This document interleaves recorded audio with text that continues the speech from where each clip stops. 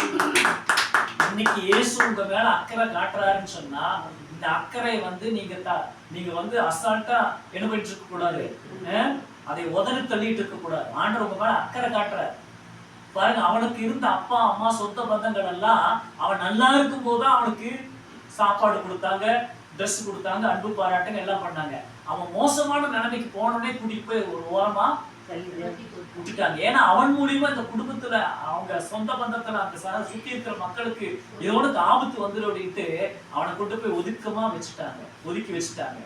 ஆனா ஒதுக்கப்பட்ட அவனை தேடி அக்கறை எடுத்து அவனை போய் இயேசு கிறிஸ்து விடுதலை ஆக்குறதுக்கு ஒரே ஒரு வார்த்தை தான் அவன் 2000 பிசாசுக்குள்ள இருக்கிற பிசாசுகளுக்கு இயேசு சொன்னார். என்ன சொன்னார் தெரியுமா?